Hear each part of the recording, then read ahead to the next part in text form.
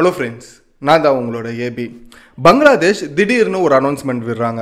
என்ன அப்படின்னாக்கா, பங்களாதேஷ்ல இருக்கிற இந்தியன் ஸ்டூடெண்ட்ஸ் யாரெல்லாம் இருக்கீங்களோ அவங்களாம் உடனடியாக எவாக்குவேட் பண்ணுங்க, பங்களாதேஷை விட்டு வெளியில் போங்க, உங்கள் நாட்டுக்கு போங்க அப்படின்னு சொல்லி பங்களாதேஷ் கவர்மெண்ட் இப்போ திடீர்னு ஒரு அனௌன்ஸ்மெண்ட்டை கொடுக்குறாங்க. என்னடா ஆச்சு அப்படின்னு கேட்டிங்கன்னா, எஸ், பங்களாதேஷில் ஒரு மிகப்பெரிய ஒரு ப்ரொட்டஸ்ட் நடந்துக்கிட்டு இருக்கு. அங்கே இருக்கிற எல்லா ஸ்டூடெண்ட்ஸும் பெரிய ரவுடிகள் மாதிரி பேட்டு, ஸ்டெம்ப்பு, கையில் கிடைக்கிற கல் கில்லு எல்லாத்தையுமே எடுத்துட்டு பங்களாதேஷ் கவர்மெண்ட்டுக்கு அகைன்ஸ்டாக ஒரு ப்ரொட்டஸ்ட் ஒன்று பண்ணிக்கிட்டு இருக்காங்க. இதனால பங்களாதேஷில் இப்போ என்ன ஒரு நிலைமை போய்கிட்டு இருக்கு அப்படின்னு பார்த்தீங்கன்னா, டாக்கா அப்படின்னு சொல்லப்படுற பங்களாதேஷோட மெயின் சிட்டியில் இருக்கிற அதை சுற்றி இருக்கிற மற்ற இடங்கள் எல்லாத்துலேயுமே கடைகள் எல்லாம் மூடப்பட்டிருக்கு. ஒரு சைடு பவர் கட்டு, சுத்தமாக அங்கே கரண்ட்டு அப்படின்ற ஒரு விஷயமே இல்லை. அதை தாண்டி அங்கே இன்டர்நெட் ஃபெசிலிட்டிஸ் கூட இல்லை. இப்போ அங்கே எக்ஸாக்டாக என்ன நடக்குது அப்படின்றது கூட அங்கே யாராவது சொன்னால் மட்டும்தான் உண்டு. அதே போல் சிக்னல்ஸ் யாருக்குமே எங்கேயுமே ஒருத்தருக்கு ஒருத்தர் கான்டாக்ட் பண்ண முடியாத அளவுக்கு சிக்னல்ஸ் எல்லாத்தையுமே கட் பண்ணி வச்சுருக்காங்க. ஸோ அதுக்கப்புறமா பங்களாதேஷில் சுற்றி இருக்கிற மொத்த போலீஸும் மிலிட்ரிஸ் எல்லாருமே இந்த தாகாவை சுற்றி இருக்கிற பல இடங்களில் குவிக்கப்பட்டிருக்காங்க. ஸோ இந்த அளவுக்கு ஒரு மிகப்பெரிய பிரச்சனை நடக்கிறதுக்கான காரணம் என்ன, படிக்கிற பசங்க எதுக்காக இப்போ ஒரு போர்க்கொடியை தூக்கி இருக்காங்க அப்படின்றது பார்க்கும்போது ஒரே ஒரு விஷயத்துக்காக தான், அன்எம்ப்ளாய்மெண்ட். எஸ், வேலை இல்லை அப்படின்ற ஒரு காரணத்துக்காக தான் எல்லா யங்ஸ்டர்ஸுமே வந்துட்டு இப்போ கவர்மெண்ட்டுக்கு எதிராக போர்க்கொடி தூக்கி இருக்காங்க. என்ன காரணம், இதுக்கு பின்னாடி என்ன விஷயங்கள் இருக்குது அப்படின்றது தான் கம்ப்ளீட்டடாக இந்த ஒரு வீடியோவில் தெரிஞ்சுக்க போகிறோம். ஸோ வாங்க, ரொம்ப ஒரு முக்கியமான ஒரு வீடியோ தான், எல்லாருமே தெரிஞ்சுக்கக்கூடிய ஒரு விஷயமாக தான் இந்த ஒரு வீடியோ இருக்க போகுது. ஸோ நான் தான் உங்களோட AB and welcome to our channel. இன்னும் நம்ம சேனலை சப்ஸ்கிரைப் பண்ணலாம், உடனே சப்ஸ்கிரைப் பண்ணிக்கோங்க. அப்போ தான் இது போல் உலகத்தில் நடக்கிற எல்லா முக்கியமான விஷயங்களும் நீங்கள் புரிஞ்சிக்கிற மாதிரி ஒரு 10 நிமிஷத்தில் தெரிஞ்சுக்கணும். அதுக்கு உங்களோட சப்போர்ட்டை சப்ஸ்கிரைபர்ன்ற ஒரு விஷயத்தில் காமிச்சிட்டு உலகத்தில் நடக்கிற எல்லா விஷயங்களும் நீங்களும் தெரிஞ்சுக்கங்க. ஸோ ஃபர்ஸ்ட் விஷயம் எங்கே ஆரம்பிக்குது அப்படின்னு பார்த்தீங்கன்னா, பங்களாதேஷில் ஒரு மிகப்பெரிய ஒரு பிரச்சனை ஒன்று இருக்குது அப்படின்றது பார்க்கும்போது கோட்டா சிஸ்டம் அப்படின்றது சொல்கிறாங்க. இந்த கோட்டா சிஸ்டம் அப்படின்றது என்ன அப்படின்னாக்கா, ஃப்ரீடம் ஃபைட்டர்ஸ் எல்லாருமே வந்துட்டு பங்களாதேஷ்க்கு சுதந்திரம் வாங்கும்போது ஹெல்ப் பண்ணுவாங்க, அவங்களோட லைஃப்பை அர்ப்பணிக்கும் போது அவங்களோட சங்கதியில் வர அவங்களோட பசங்க, பேர பசங்க, இவங்க எல்லாருக்குமே வந்துட்டு எம்ப்ளாய்மெண்ட் ஆஃபீஸரில் வந்துட்டு முன்னுரிமை கொடுக்கப்படுது அப்படின்றது தான் இந்த ஒரு ப்ரொட்டஸ்ட்டுக்கான ஒரு பிரச்சனையாக இப்போ அமைஞ்சிருக்கு. அது இன்றைக்கி தான் ஆரம்பிச்சுதா அப்படின்னு கேட்டிங்கன்னா கிடையாது. கிட்டத்தட்ட 12 வருஷமாக இந்த ஒரு பிரச்சனை பங்களாதேஷில் நடந்துக்கிட்டு தாங்க இருக்குது. இதுக்கு எல்லாத்துக்குமே ஒரு புள்ளியார் சொல்லி எங்கே ஸ்டார்டிங் பாயிண்ட் இருக்குது அப்படின்றத பார்த்தோன்னா, இந்த பங்களாதேஷோட இண்டிபெண்டன்ஸ் எப்போ அவங்களுக்கு கிடைச்சது, அது எப்படி கிடைச்சதுன்றது முதல்ல நம்ம தெரிஞ்சுக்கிட்டால் தான் இந்த பிரச்சனை இன்றைக்கி ஏன் நடக்குதுன்ற ஒரு விஷயம் புரியும். ஸோ ஃபர்ஸ்ட்டு 1971 பங்களாதேஷ்க்கு வந்துட்டு ஃப்ரீடம் கிடைக்குது. நமக்கு எப்படி வந்துட்டு இந்தியாவுக்கு 1947 கிடைச்சதோ அதே போல் அவங்களுக்கு 1971 கிடைச்சிருக்கு. அது வந்துட்டு டைரெக்டாக பங்களாதேஷ்க்கு ஃப்ரீடம் கிடைக்குது அப்படின்ற ஒரு பட்சத்தில் ஒன் ஆஃப் த சப்போர்ட்டாக இந்தியா வந்துட்டு அவங்க பின்னாடி இருந்திருக்காங்க. ஸோ இந்தியாவுமே ஒரு ஒன் ஆஃப் த சப்போர்ட்டாக பங்களாதேஷ்க்கு ஃப்ரீடம் கிடைச்சதுக்கான ஒரு காரணம்.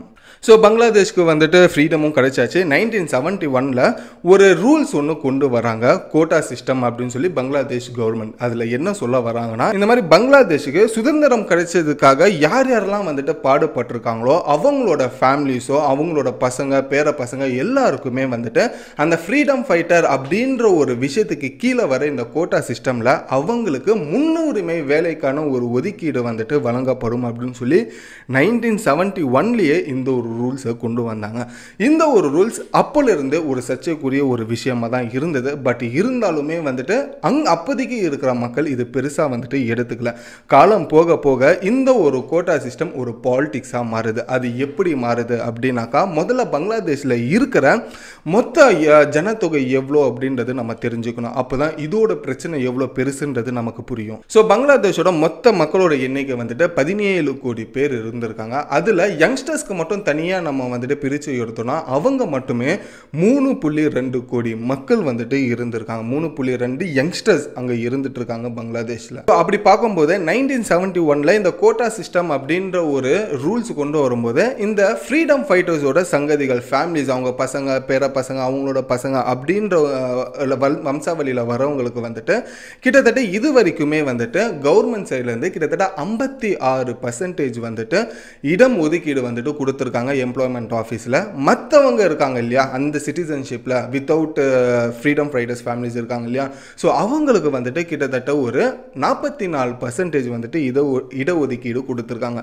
இதில் என்னடா இருக்குது, ரெண்டு பேருக்குமே ஓரளவுக்கு சமமாக தானே இருக்குது அப்படின்றது நீங்கள் நினைக்கலாம். பட் இந்த பர்சன்டேஜ் அளவுக்கு வந்துட்டு ஓரளவுக்கு சமமாக இருந்தாலும் பட் அந்த ஒரு பர்சன்டேஜில் எத்தனை பேர் வேலை கிடைக்குதுன்றது தான் இங்கே ஒரு மிகப்பெரிய ஒரு கேள்வியாக இருக்குது. ஸோ இந்த 56% ஆஃப் இடஒதுக்கீடில் ஃபார் எக்ஸாம்பிள் ஒரு 100 பேர் வச்சுக்கிங்களேன், அந்த 100 பேரில் வெறும் 3 பேர் தான் இந்த 56% வந்துட்டு ஃபில் பண்ண முடியும். ஓகேங்களா, ஒரு 3% ஆஃப் மக்கள் இதில் ஃபில் பண்ண முடியும். அதுவே 44% கிட்டத்தட்ட 97 பேர் வந்துட்டு ஃபில் செய்யப்படணும். ஸோ அப்படி இருக்கும்போது 56%ல் வெறும் 3 பேரை போட்டு மீதி இருக்கிற இடங்கள் அப்படியே காலியாக தான் இருக்கும். ஓகேங்களா, ஃப்ரீடம் ஃபைட்டர்ஸில் வேறு எவனாவது வந்து சேர்ற வரைக்கும் அந்த 56% அப்படியே ஃப்ரீயாக தான் இருக்கும். மீதி இருக்கிற அந்த 44%ல் 97 பேர் வந்துட்டு இதில் போய் சேரணும் அப்படின்னு ஆசைப்பட்டால் அங்கே எல்லாருக்குமே வேலை கிடைக்கிறது இல்லை. இது ஃபர்ஸ்ட் பிரச்சனையாக இருக்குது. ஸோ இதில் ரெண்டாவது பிரச்சனை என்ன அப்படின்னாக்கா, இந்த 56%ல் இருக்கிற இந்த ஃப்ரீடம் ஃபைட்டர்ஸ் வம்சாவளியில் வர எல்லாருமே வந்துட்டு ஒரு நல்ல பொசிஷனில் இருக்கிறாங்க. ஸோ இதை 44%ல் வர வித்தவுட் ஃப்ரீடம் ஃபைட்டர்ஸில் இருக்காங்க இல்லையா, அவங்க எல்லாருமே இந்த ஒரு நல்ல பொசிஷனில் இருக்கிறவங்களுக்கு கீழே அசிஸ்டன்ஸாக இருந்திருக்காங்க. அப்படி இருக்கிற பிரச்சனையில் மேலே இருக்கிறவனை விட கீழே இருக்கிறவனுக்கு நாலேஜ் அதிகமாக இருக்குது. அப்படி இருக்கிற நேரத்தில் இந்த கீழே இருக்கிறவன் என்ன சொல்கிறான்னா, நீ ஃப்ரீடம் ஃபைட்டர்ஸ் வம்சாவளியில் வந்ததுனால உனக்கு எதுவுமே தெரியாத இடத்துல ஒரு நீ நல்ல இடத்துல இருக்க, எனக்கு எல்லாமே தெரிஞ்சும் நான் உனக்கு கீழே இருக்கனே அப்படின்றது சொல்லி இங்கே ஒரு பாகுபாடு வருது. சிம்பிள் தாங்க. இப்போ நம்ம ஒரு ஆஃபீஸ்க்கு போகிறோம், நம்ம வந்துட்டு ஒரு டிஎல்லாக இருக்கோம்னு வச்சுக்கோங்களேன், நமக்கு மேனேஜராக யாராவது இருக்காங்கன்னு வச்சுக்கோங்க, அந்த மேனேஜரை விடவே நமக்கு வந்துட்டு நல்ல ஒரு நாலேஜ் இருக்குது. பட் நமக்கு தெரிஞ்ச நாலேஜ் கூட அந்த மேனேஜருக்கு தெரிலனா நம்ம அந்த மேனேஜருக்கு கீழே வேலை செய்வோமா?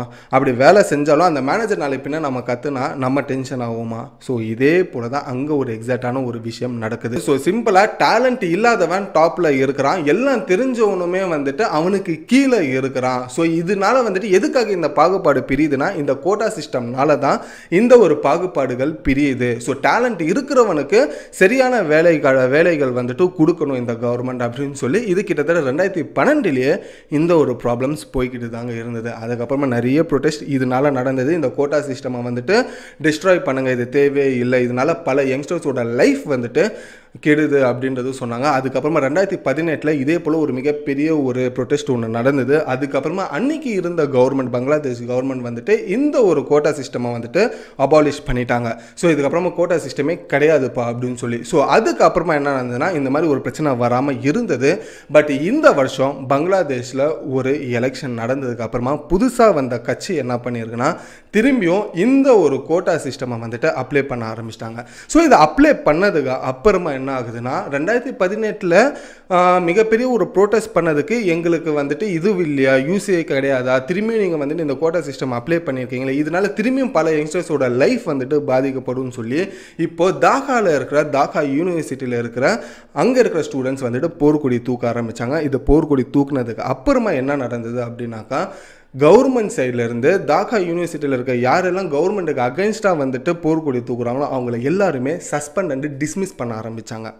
ஸோ கவர்மெண்ட்டுக்கு எதிராக வந்துட்டு கேள்வி கேட்டால் உடனே வந்துட்டு எங்களை டிஸ்மிஸ் பண்ணுவீங்களான்னு சொல்லிட்டு இந்த பிரச்சனை இன்னும் டபுளாக மாறுது. இந்த ஒரு பிரச்சனை டபுளாக மாறும்போது அந்த தாக்காவை சுற்றி இருக்கிற மற்ற காலேஜஸ் எல்லாருமே வந்துட்டு இந்த தாக்கா யூனிவர்சிட்டியில் இருக்கிற ஸ்டூடெண்ட்ஸ்க்கு எல்லாருமே வந்துட்டு ஒன்றா சேர்ந்து இது ஒரு மிகப்பெரிய ஒரு கலவரமாக மாறுது. இதனால பல பேர் இன்ஜூர்ட் ஆகியிருக்காங்க. கிட்டத்தட்ட இது வரைக்குமே 105 பேர் இறந்துருக்காங்க அப்படின்ற ஒரு விஷயமும் சொல்லப்படுது. இந்த ஒரு பரபரப்பான ஒரு சூழலில் பங்களாதேஷில் படிக்கிற இந்தியன் ஸ்டூடெண்ட்ஸ் எல்லாருமே என்ன பண்ணுறாங்கன்னா, உடனடியாக வந்துட்டு எவாக்குவேட் பண்ணுங்க, உங்கள் சொந்த ஊருக்கு போங்கன்னு சொல்லி பங்களாதேஷ் கவர்மெண்ட் ஒரு அனௌன்ஸ்மெண்ட் பண்ணுறாங்க. இப்போது அங்கே இருக்கிற இந்தியன் ஸ்டூடெண்ட்ஸ் எல்லாம் பங்களாதேஷை விட்டு வெளியில் வந்துக்கிட்டு இருக்காங்க.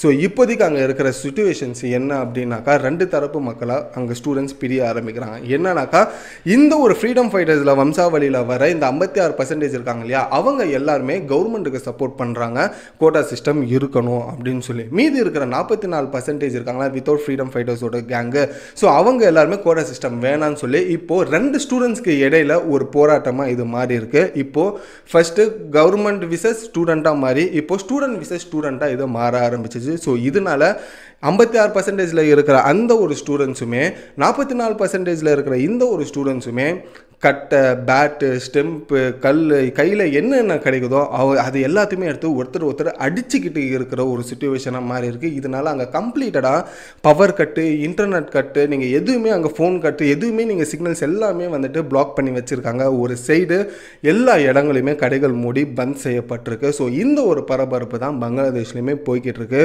ஸோ இதுதான் பங்களாதேஷில் ஒரு மிகப்பெரிய ஒரு பிரச்சனை இந்த கோட்டா சிஸ்டம்ஸில் வந்துட்டு இருந்துக்கிட்டு இருக்கு. இந்த ஒரு பிரச்சனை சால்வ் ஆகணும்னா இந்த ஒரு கோட்டா சிஸ்டம் திரும்பி அபாலிஷ் ஆகணும் 2018 மாதிரி. பட் அப்படி ஆகுமான்றது நம்ம வெயிட் பண்ணி தான் பார்க்கணும். ஸோ ஃபைனலாக என்னோட சைடில் சொல்லப்படுற ஒரு விஷயம் என்ன அப்படின்னாக்கா, இந்த கோட்டா சிஸ்டம் அப்படின்ற ஒரு விஷயத்துக்குள்ள இந்த ஃப்ரீடம் ஃபைட்டர்ஸில் வர வம்சாவளிகள் எல்லாருக்குமே முன்னுரிமை கொடுக்கப்பட்டு அவனுக்கு அந்த விஷயம், அந்த சம்மந்தப்பட்ட வேலைக்கான அந்த விஷயம் தெரியுதா தெரியலன்னு கூட தெரியாமல் அவனை டாப் ஆஃப் த பொசிஷனில் வச்சிடுறாங்க. கீழே வந்துட்டு அந்த 44% இருக்கிற அந்த வித்தவுட் ஃப்ரீடம் ஃபைட்டர்ஸோட கேங்கில் இருக்கிற சில பேர் வந்துட்டு எல்லாம் தெரிஞ்சுமே எதுவுமே தெரியாத ஒரு மேனேஜருக்கு கீழே வேலை செய்கிறது வந்துட்டு சரியாக இருக்குமா, சரியாக இருக்காதா அப்படின்றது உங்களோட கருத்தை கமெண்டில் சொல்லுங்கள். ஸோ இந்த ஒரு கேள்வியை உங்ககிட்ட நான் பதிலை எதிர்பார்க்குறேன். ஸோ இதுதான் பங்களாதேஷில் நடக்கிற ஒரு மிகப்பெரிய ப்ரொட்டஸ்ட்டுக்கான ஒரு விஷயங்கள். இந்த ஒரு விஷயம் உங்களுக்கு இன்ஃபர்மேஷனாக இருந்தால் லைக் பண்ணிக்கங்க. ஸோ உங்களோட கருத்தை கண்டிப்பாக கமெண்ட்டில் சொல்லுங்கள். நான் கண்டிப்பாக அதையுமே நான் படிப்பேன். ஸோ மற்றவங்களுக்கும் உங்களோட கருத்து யூஸ்ஃபுல்லாகவுமே இருக்கும். இன்னும் நம்ம சேனல் சப்ஸ்கிரைப் பண்ணலாம், உடனே சப்ஸ்கிரைப் பண்ணிக்கோங்க. இதோட இந்த வீடியோ முடிச்சுட்டு நானும் கடையை மூடிட்டு கிளம்புறேன். Until then bye bye AB.